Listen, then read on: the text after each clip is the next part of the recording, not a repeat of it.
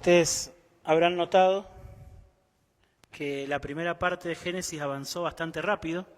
Hemos llegado muy rápido a Génesis 12, pero ahora no vamos a avanzar tan rápido. La historia ya no es tan vertiginosa, así que hoy solo vamos a leer del capítulo 12 los versículos 10 al 20, ¿sí? Para que ustedes se hagan una idea, los primeros 11 capítulos del Génesis abarcan casi 2000 años de historia, ¿bien? Y en los siguientes capítulos el resto del Génesis abarcará unas pocas décadas. Así que la historia empieza a volverse más lenta y por lo tanto parece ser que el autor, que Moisés, quiere que prestemos especial atención a lo que viene ahora. Así que vamos a leer Génesis 12:10, dice así la palabra de Dios: pero hubo hambre en el país y Abraham descendió a Egipto para pasar allí un tiempo, porque el hambre era severa en aquella tierra. Cuando se estaba acercando a Egipto, Abraham dijo a Sarai, su mujer: mira, sé que eres una mujer de hermoso parecer, y sucederá que cuando te vean los egipcios dirán: esta es su mujer, y me matarán, pero a ti te dejarán vivir. Di por favor que eres mi hermana, para que me vaya bien por causa tuya y para que yo viva gracias a ti. Cuando Abraham entró a Egipto, efectivamente, los egipcios vieron que la mujer era muy hermosa. La vieron los oficiales de Faraón y la alabaron delante de él. Entonces la mujer fue llevada a casa de Faraón. Y éste trató bien a Abraham por causa de ella. Le dio ovejas, vacas, asnos, siervos, siervas, asnas y camellos. Pero el Señor hirió a Faraón y a su casa con grandes plagas por causa de Sarai, mujer de Abraham. Entonces Faraón llamó a Abraham y le dijo: ¿qué es esto que me has hecho? ¿Por qué no me avisaste que era tu mujer? ¿Por qué dijiste que es mi hermana? De manera que yo la tomé por mujer. Ahora pues, aquí está tu mujer, tómala y vete. Y Faraón dio órdenes a sus hombres acerca de Abraham, y ellos lo despidieron con su mujer y con todo lo que le pertenecía. ¿Oramos una vez más? Señor, quiero pedirte que nos ayudes por medio de tu palabra a encontrar descanso, Señor, descanso en tu carácter, descanso en tus promesas. Que por medio de tu palabra aprendamos en esta mañana a desconfiar más de nosotros mismos y a confiar más en tu palabra y en tus promesas. Te lo pido por favor, en el nombre del Señor Jesús. Amén. Bueno, a ver, el libro de Génesis ya nos planteó cuál es el escenario sobre el cual se va a desarrollar la historia de toda la Biblia, ¿sí? Algo que dije la primera vez que empezamos el libro de Génesis era que uno de los objetivos de esta serie de predicaciones era que podamos aprender a ver a la Biblia como una sola historia. La Biblia es una sola historia y el Génesis nos ayuda a poder tener ese panorama de la Biblia como una sola historia. ¿Bien? Y ya hemos visto cómo se planteó el escenario donde se va a desarrollar esa historia. ¿Cuál es ese escenario? Fuimos creados por Dios para ser sus hijos obedientes y para ser sus representantes delante de la creación. ¿Bien? Fuimos llamados a extender el dominio de Dios sobre la creación, pero ¿qué hicimos nosotros? Nosotros nos rebelamos contra Él. Creímos la mentira de una serpiente que nos dijo que nosotros podíamos ser como Dios y trajimos sobre nosotros y sobre toda la creación el juicio de Dios. Lo que la Biblia llama, trajimos la maldición. ¿En qué consiste esta maldición? Y bueno, no es muy extraño. El mundo tal como lo conocemos, la miseria, la muerte y la separación de Dios. En eso consiste la maldición. Pero ese día, Dios nos hizo una promesa. En ese mismo día, Él prometió que un día un hijo de Eva iba a venir e iba a destruir a la serpiente. Y se iba a llevar la maldición. Entonces, la historia de la humanidad empieza a desarrollarse a la luz, ¿no es cierto?, de la maldición y de la promesa. Y lo que sí empieza a quedar bien en claro a medida que empezamos a ver la historia de la humanidad es que no importa los caminos que tomemos, no importa.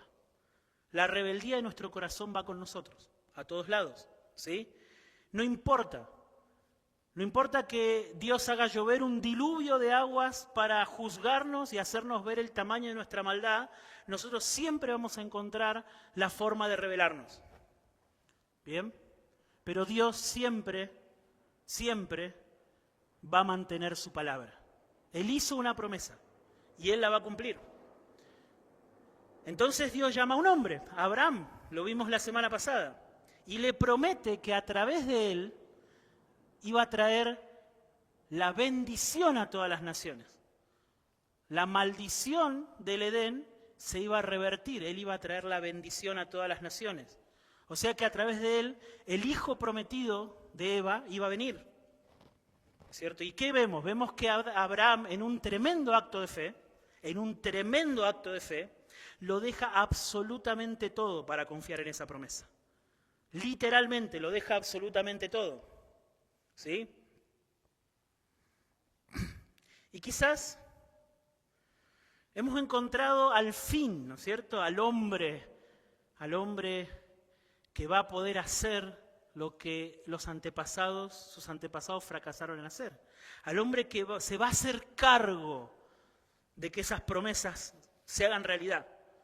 Llegó ese hombre, Abraham, alguien que Dios se le aparece y le dice, deja tu casa, deja tu familia y anda donde yo te voy a decir. Y Abraham agarra sus cosas y se va. Confía en Dios de tal manera que está dispuesto a dejar su casa, dejar su familia, dejar sus posesiones y se va. Y nosotros vemos esa historia, como vimos la semana pasada, y decimos, bueno, al fin uno que pueda hacerse cargo de tomar la promesa en sus manos y hacerla realidad. Bueno, pero ¿será así realmente? ¿Será realmente así? Esta historia que nosotros leímos hoy, la de Abraham, la de Saraí, su esposa, la de Faraón, está puesta acá en Génesis. Moisés la puso acá para que reflexionemos acerca de la siguiente pregunta. ¿Quién está realmente a cargo del cumplimiento de la promesa de redención? ¿Quién está a cargo? ¿Será que al fin hemos encontrado un hombre con la fe lo suficientemente fuerte y arriesgada como para que Dios ponga sobre sus hombros la responsabilidad de que las promesas se cumplan? ¿O será que no? Esta historia está puesta acá para responder esa pregunta. ¿Sí? Entonces, lo primero que nosotros vemos en la primera parte de esta historia es que Abraham hace absolutamente todo, pero todo lo que puede hacer para poner en riesgo el cumplimiento de la promesa. ¿Sí? Eso es lo que hace Abraham. Como hemos leído, nuestra historia empieza en la tierra de Canaán. Ahí donde Dios le había mandado a Abraham que vaya, Abraham lo siguió y fue a la tierra de Canaán. ¿Se acuerdan? Hizo altares, invocó el nombre del Señor. Pero ¿qué sucede? Hambre. Viene una gran hambre, dice, en la tierra de Canaán. Entonces, ¿qué es lo que hace Abraham? Dice, bueno, acá no hay comida, yo tengo una familia, tengo animales, vamos a otro lugar donde podamos pasar este tiempo de hambre. Y van a Egipto. Entonces, mientras van de camino a Egipto, algo que es evidente es que Abraham tenía un miedo. ¿Cuál es el miedo que tenía Abraham?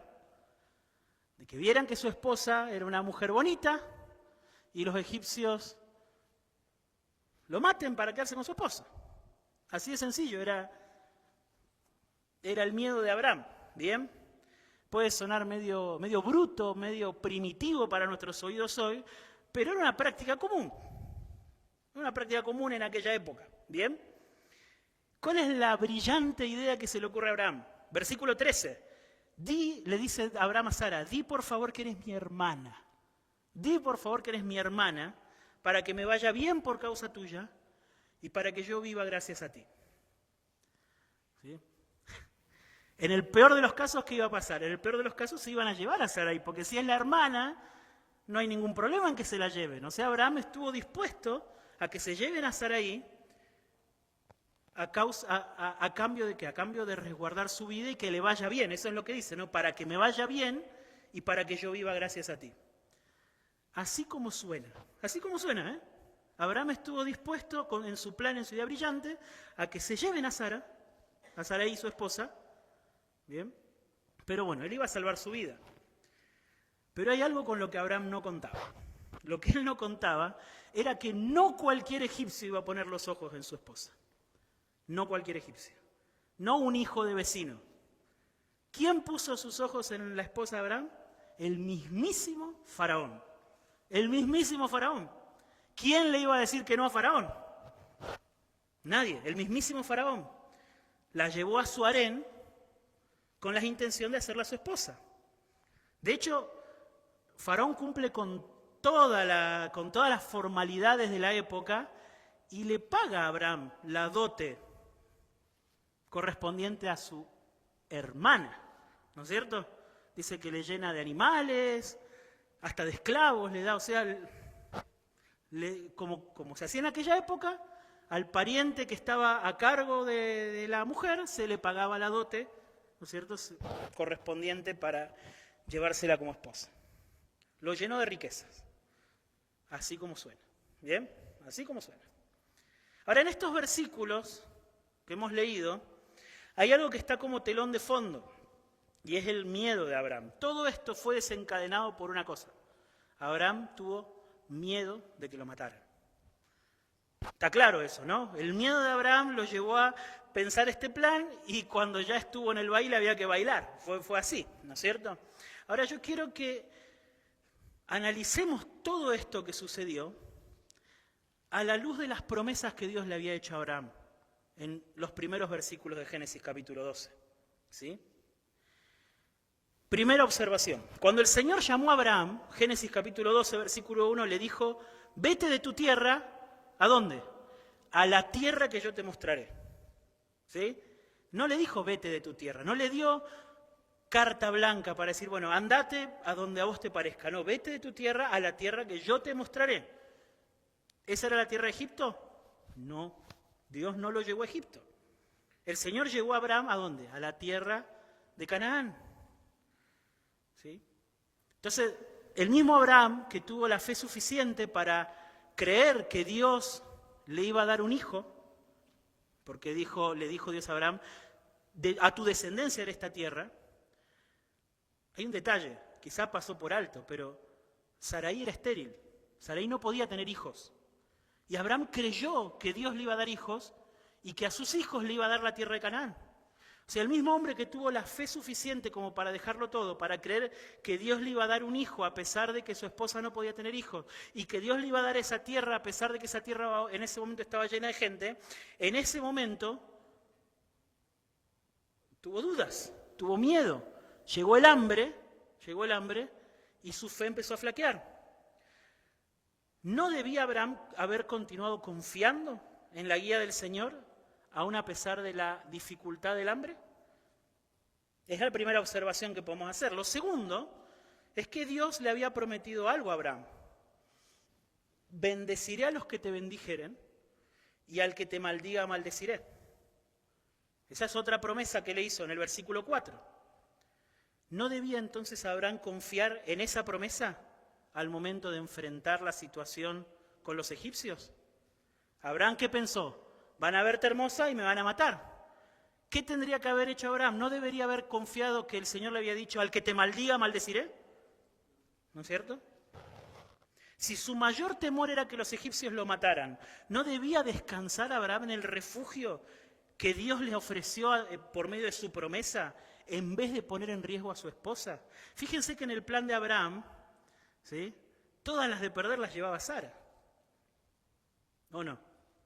Pero todavía más. Tercera observación. Dios también le había prometido a Abraham una descendencia que se iba a convertir en una nación. Haré de ti una nación grande, Génesis 12:2, y a tu descendencia daré esta tierra. Ahora, quiero que pensemos esto. Cuando Abraham entregó su esposa a Faraón, o incluso pensemos antes de que Abraham llegara a Egipto, cuando ellos charlan y piensan este plan, ¿sí?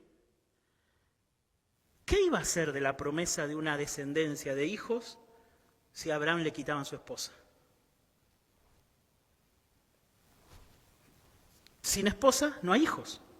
Y sin hijos no hay descendencia. Y sin descendencia no hay gran nación. ¿Lo ven? O sea, cuando Abraham pone en riesgo a su esposa, cuando Abraham se expone a que le saquen a su esposa, Abraham está arriesgando la promesa de que de su descendencia Dios le iba a hacer una gran nación. ¿Lo pueden ver? ¿Pueden ver? Y cuarta observación, en el versículo 3, Dios le había dado a Abraham otro imperativo. Dios le dijo, vete de tu tierra en el versículo 1, y en el segundo, la segunda orden que Dios le da es, serás bendición. Serás bendición. La cuestión es que cuando termina todo este episodio, Abraham, en vez de ser bendición para los egipcios, ¿sí?, es un tropiezo para los egipcios.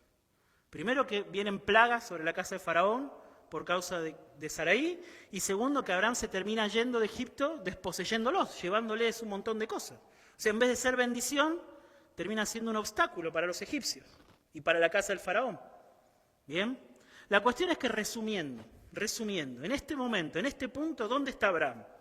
Está lejos de la tierra que Dios le prometió heredar. Está separado de su esposa. Y hasta donde Abraham sabe, está separado definitivamente de su esposa. El Abraham no tiene ninguna chance de ir a Faraón y recuperar a su esposa. ¿Bien? La esposa con la cual Dios le había prometido formar una familia que se iba a convertir en una gran nación y que iba a heredar la tierra de Canaán. Pero estaba vivo. Ese era el mío Abraham, ¿no? O sea, él le había salvado su vida y a él le había ido bien. La pregunta es, ¿a qué costo? ¿A qué costo? El mismo hombre que por la fe había dejado todo para seguir el llamado del Señor. El mismo hombre que había habitado como extranjero en la tierra de Canaán, invocando el nombre del Señor, con la esperanza de que un día iba a heredar la tierra conforme a la promesa, ahora se había quedado absolutamente sin nada por causa de su incredulidad. Había salvado su vida, se había llenado de riquezas, pero la misma promesa por la cual él lo había dejado todo, la había perdido completamente. La había perdido completamente. ¿Sí? En esta historia, somos invitados en esta primera parte a mirarnos en el espejo de Abraham, a sentirnos identificados con él. Porque al igual que Abraham, mis queridos hermanos, nosotros también solemos ceder a la tentación de ir por lugares que ponen en riesgo nuestra fe y nuestro compromiso de seguir a Jesús. Nosotros también somos tentados. Somos tentados a arriesgar las promesas del Evangelio en el cual nosotros decidimos creer. Usted y yo varias veces hemos sido tentados y varias veces hemos caído en el engaño de volver a disfrutar de los pecados que habíamos abandonado cuando decidimos seguir a Jesús. Usted y yo, mis hermanos, somos culpables de revivir viejos ídolos, viejos pecados y viejas vergüenzas de las cuales habíamos sido rescatados, cediendo a sus tentaciones y volviendo a disfrutar de sus placeres. Nosotros, como Abraham, también somos tentados a mirar atrás. También somos tentados a mirar a las cosas materiales a las que hemos renunciado por seguir a Jesús, aunque no sean muchas. También a anhelar con nostalgia a personas que han quedado atrás porque nosotros hemos decidido seguir a Jesús.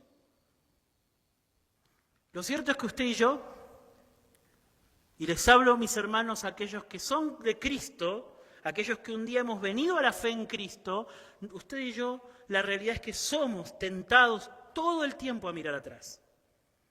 Nuestra fe es debilitada, nuestro compromiso con la santidad es negociado, nuestra conciencia muchas veces la silenciamos y a veces hasta terminamos teniendo nuestro propio descenso a Egipto, como el de Abraham, desconfiando de las promesas de Dios.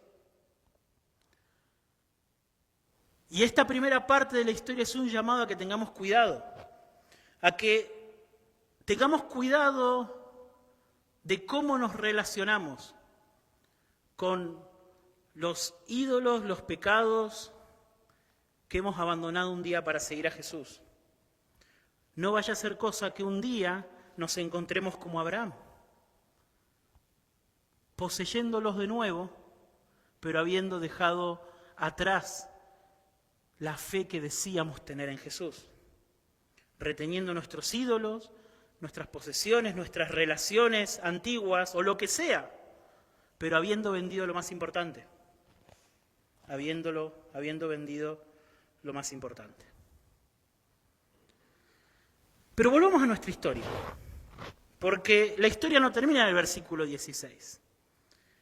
En el versículo 17 aparece el protagonista, el héroe del libro de Génesis. Dice el versículo 17, pero el Señor hirió a Faraón y a su casa con grandes plagas. ¿Sí?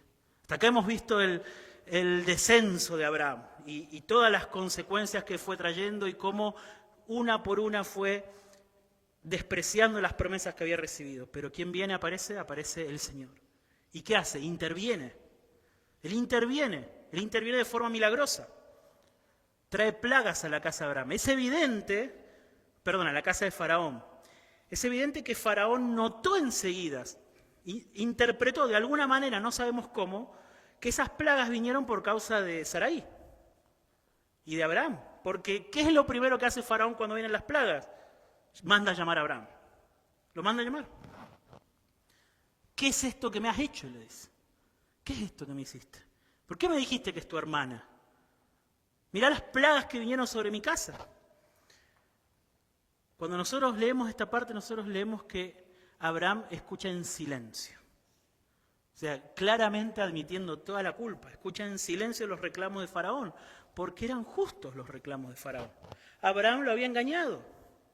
Aquel hombre a quien se le había prometido que iba a ser de bendición para todas las familias de la tierra, ahora a causa de su incredulidad se había convertido en una maldición para los egipcios. ¿Lo ven? Dios le había prometido que iba a ser bendición a las familias de la tierra y ahora él se había convertido en maldición.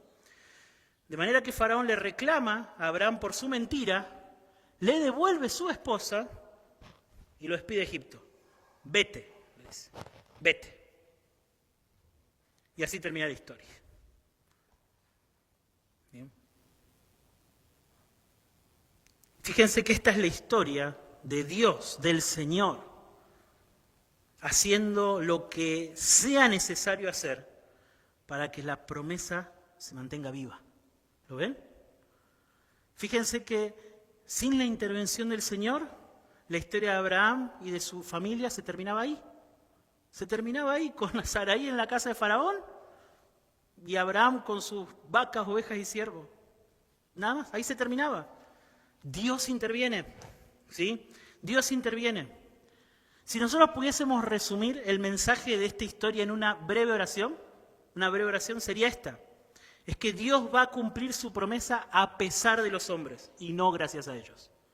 Dios va a cumplir su promesa de redención a pesar de los hombres y no gracias a ellos. ¿Bien? Esto significa para nosotros que si nosotros somos de Cristo, Dios no nos va a soltar. Que Él va a hacer lo necesario para que lleguemos hasta el final. Que a pesar de que nosotros somos tentados una y otra vez a mirar atrás, ¿sí? Dios va a terminar la obra que comenzó. Dios nos va a despertar del sueño, incluso si es necesario con grandes aflicciones y disciplinas. Él va a fortalecer nuestra fe, aunque eso signifique ponernos en el horno de la prueba. Como hizo con Abraham, que intervino de forma milagrosa. Él intervino, él tuvo que intervenir de manera directa, trayendo plagas sobre la casa de Faraón para que Sarai fuese de vuelta y para que vuelvan a la tierra de Canaán. Nosotros podemos confiar, esta historia, mis hermanos, está puesta acá para que nosotros descansemos en que las promesas del Evangelio, la promesa de redención, en última instancia, no depende de nosotros, no está en nuestras manos, está en las manos de Dios. Está en las manos de Dios. ¿Sí? Nosotros muchas veces muchas veces, cuando escuchamos acerca de las advertencias que hay en la Escritura, acerca de nuestra necesidad de perseverar hasta el final en nuestra fe, ¿bien? Hay algunas personas que escuchan estas advertencias y las oyen como sin temor, como complacientes consigo mismos, sin tomarlas realmente en serio, ¿no es cierto? Y la verdad es que muchas veces nos pasa que llegamos a creer la mitad de la Escritura. Nosotros aprendimos, bueno, la salvación no se pierde, y bueno, me quedo con la mitad de la Escritura. Y sí es cierto, el Señor no nos va a dejar escapar si somos de Él. Pero también existe el llamado a perseverar, también existe la advertencia de que solamente el que persevera hasta el fin ese va a ser salvo. ¿Bien? No podemos relacionarnos con nuestros pecados y con el Evangelio de forma complaciente, como diciendo, bueno, no me va a pasar nada, y entregarme a vivir descuidadamente en el pecado, en el mundo. No, eso, si yo me entrego a vivir de esa manera, lo que estoy demostrando es que nunca he confiado realmente en Cristo. Y si nunca he confiado realmente en Cristo, nunca he sido salvo. Esa es la verdad de la palabra. ¿Sí? De manera que cuando somos tentados como fue tentado Abraham, ¿sí? Como fue tentado Abraham, nosotros tenemos que temer. La tentación tiene que hacernos temer. El pecado tiene que hacernos temer. El pecado no es un juego. El pecado no es un juego, ¿sí? El pecado debe producir temor, arrepentimiento, determinación, como dijo Jesús, incluso estar dispuestos, ¿se acuerdan? A arrancar nuestro ojo, cortar nuestra mano, para que no sea de tropiezo y nos lleve al infierno. Esas son las palabras de Jesús, ¿sí? Por favor, es una ilustración esto, ¿no? Que nadie venga la semana que viene así. Deberíamos amputarnos todo el cuerpo, ¿verdad? Si tomáramos literal, la idea de Jesús, ¿cuál es? Hagan lo que sea necesario hacer, pero luchen contra el pecado, ¿sí? Y yo les digo esto con el temor del Señor, hermanos, y con la autoridad de la Escritura, porque nosotros corremos el peligro de anestesiar nuestras conciencias, ¿cierto? Con la mitad de la Escritura, con la mitad, solo con la mitad, ¿sí? Y la verdad completa de la Escritura es la siguiente. Solamente aquellos que perseveren hasta el final van a ser salvos. Pero si somos de Cristo, Dios se va a encargar de que perseveremos hasta el final. Esa es la verdad. Por eso nuestra salvación es segura para los que son de Cristo. La salvación no es segura para aquellos que se entregan al pecado complacientes consigo mismos, pensando que Dios al final los va a salvar porque alguna vez hicieron su oración, o porque vivieron en la iglesia, o lo que sea. No. La salvación es segura para aquellos que por la fe perseveran aferrándose a la promesa de que Dios los va a guardar hasta el final. ¿Sí? Pero también esta verdad no solamente nos debe mover a luchar contra el pecado con real seriedad. Porque está el otro peligro. ¿Cuál es el otro peligro? Que todos acá, absolutamente todos acá, si nos miramos con honestidad, sabemos que en nuestro corazón existe la maldad suficiente como para abandonar a Jesús. Todos. Si no, fíjense el caso de Abraham. El hombre que estuvo dispuesto a dejar su tierra y su familia, con una fe lo suficientemente fuerte para creer a Dios y hacer semejante cosa, ahora su fe fue debilitada y terminó en Egipto. Bien, todos nosotros sabemos, si nos miramos con seriedad a nosotros mismos, que en nuestro corazón hay suficiente incredulidad como para que terminemos abandonando a Jesús. Y si nosotros vemos esa verdad, pero no somos capaces de aferrarnos a las promesas de Dios, estamos en un grave peligro también. Porque la respuesta no es decirnos a nosotros mismos, no, yo soy fuerte, yo voy a perseverar hasta el final. Ese no es el camino, El camino es confiar en las promesas de Dios. Nosotros no tenemos que perseverar en ninguna otra cosa que no sea en la fe. Esa es la perseverancia, esa es la verdadera perseverancia. Hemos de perseverar hasta el final en nuestra fe, en las promesas de Dios. ¿Sí? En otras palabras, está perfecto que miremos nuestra debilidad, que miremos nuestra incredulidad y que perdamos toda esperanza de heredar las promesas del Evangelio por nuestros propios esfuerzos. Eso está perfecto. Pero no te quedes ahí, mi hermano, no te quedes ahí. En ese momento en el que te das cuenta que no tenés esperanza de perseverar hasta el final, es el momento adecuado para mirar al Dios de Abraham.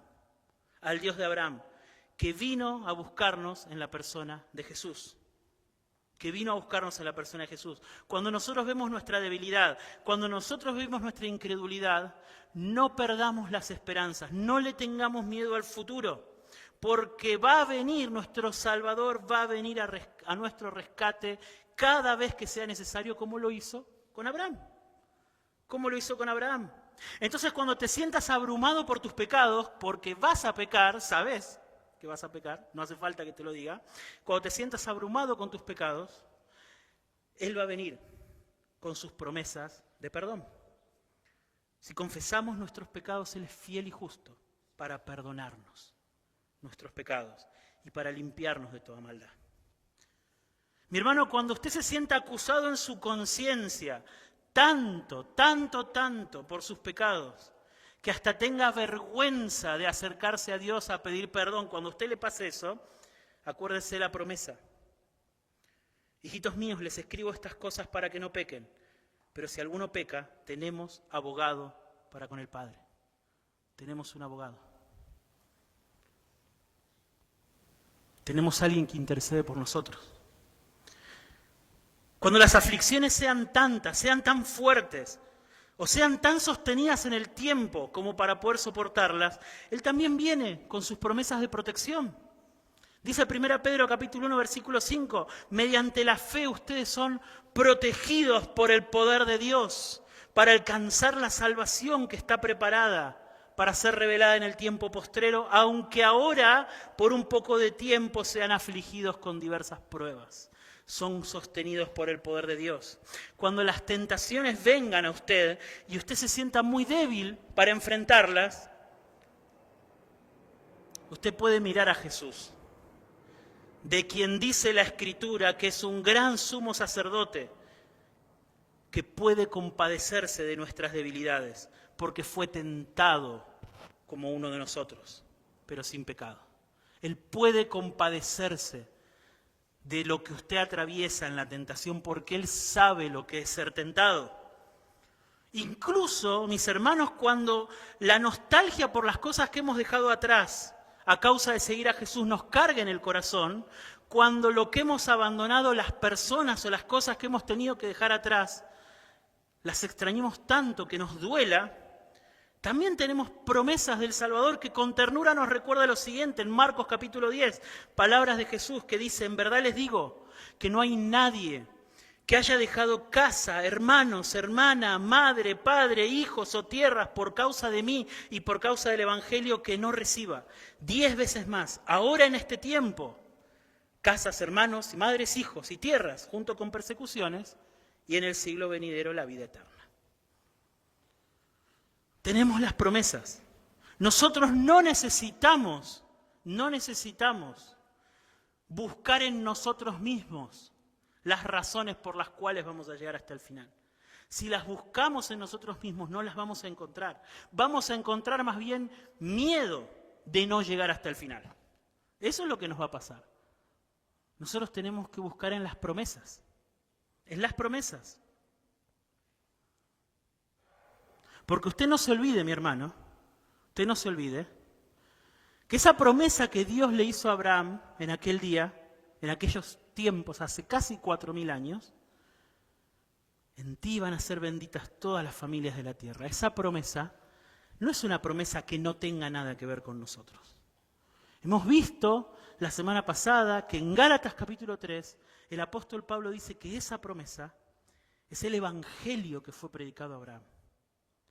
Y que hoy es realidad para todos los que creen en Cristo, que la bendición que Dios le prometió a Abraham para todas las familias de la tierra es el perdón de los pecados por medio de Cristo. Es que podamos ser revestidos de la justicia de Cristo y que podamos ser parte de la familia de Dios. Esa es la bendición de Abraham para todas las naciones. Es el evangelio que fue predicado a Abraham y es el evangelio que se les predica a ustedes. Y que para los que son de Cristo, para los que han respondido con arrepentimiento y fe a este evangelio, a estas buenas noticias, ¿sí?, las promesas de Dios son firmes, no se van a perder, no se van a perder. Pueden confiar que aunque en un momento de locura intenten descender a Egipto, Dios de lo más profundo que ustedes hayan bajado, Dios de ahí los va a ir a buscar. Esa es nuestra esperanza. Esa es nuestra esperanza. Y solo esa. Entonces, para cerrar, ¿de qué se trata esta historia? Se trata de un hombre que con sus temores puso en peligro, arriesgó las promesas que había recibido de parte de Dios. Puso en peligro la promesa de heredar la tierra de Canaán, puso en peligro la promesa de tener una descendencia y a la larga puso en peligro la promesa de redención para la humanidad, ¿no? Porque de esa descendencia iba a venir el que iba a destruir a la serpiente, ¿sí? Sin Sarai no hay hijos de Abraham, sin hijos de Abraham no hay nación de Israel, sin nación de Israel no hay quien venga a destruir a la serpiente. Pero Dios nunca puso el evangelio en nuestras manos, ni siquiera en las manos de los mejores de entre nosotros, ni siquiera en las manos de los mejores. Él nunca se dejó impresionar, ni siquiera por un hombre que estuvo dispuesto a dejar su casa y su familia por creer en sus promesas. Porque al fin y al cabo, Abraham era eso, era un hombre, era un hijo de Adán. Entonces, ¿quién está a cargo de que las promesas se cumplan? ¿Quién está a cargo de que la promesa de perdón de pecados, la promesa de que hemos de llegar hasta el final, de que la promesa de que hemos de heredar cielos nuevos y tierra nueva se cumpla? ¿Quién está a cargo? El Señor está a cargo. El Señor está a cargo. Para aquellos de ustedes que son muy orgullosos y que les gustaría asegurarse por ustedes mismos de que las cosas van a pasar como pasará, estas son malas noticias. Porque ustedes quisieran tener esto bajo control. Quisieran que en sus manos estén los destinos de su alma. Pero para aquellos de ustedes que reconocen su debilidad, su pecado, su tendencia a alejarse del Señor, estas son las mejores de las noticias. Que Dios no haya puesto las promesas en nuestras manos y que se haya hecho cargo Él personalmente de que las promesas se van a cumplir, son las mejores de las noticias. Y así como Él se hizo cargo en los días de Abraham, Él está a cargo hoy. Él está a cargo hoy de las almas de su pueblo. Él está a cargo hoy. Él sigue estando a cargo, Él sigue estando a cargo de la marcha de sus hijos, porque sus almas le pertenecen a Él. Él sigue estando a cargo y solamente por eso podemos nosotros estar seguros de que sus promesas se van a cumplir. ¿Oramos? Señor, gracias por el consuelo del Evangelio. Yo te pido, Señor, que tu palabra anunciada y predicada en esta mañana pueda ser de consuelo, Señor, para aquellos que necesitan ser consolados. Aquellos, Señor, que luchan con su debilidad y que les cuesta muchas veces mirar con fe a Jesús, que puedan recibir consuelo en esta mañana, Señor. Pero te pido también, Señor, que esta misma enseñanza pueda ser una advertencia para aquellos que se engañan a sí mismos, viviendo en sus pecados, Señor, y pensando que por alguna razón están a salvo, están seguros, Señor. Que esta misma historia de Abraham que hemos visto hoy, Señor, los haga despertar del sueño en el que están, de la presunción, Señor, que hay en sus almas. Y que puedan correr al único que los puede salvar. Al único que los puede salvar de sus pecados y al único que los puede salvar de ellos mismos, Señor. Señor, queremos aferrarnos a tus promesas y confiar, Señor, solamente en lo que hiciste por nosotros a través de tu Hijo. Te agradecemos por tu palabra, en el nombre de Jesús. Amén.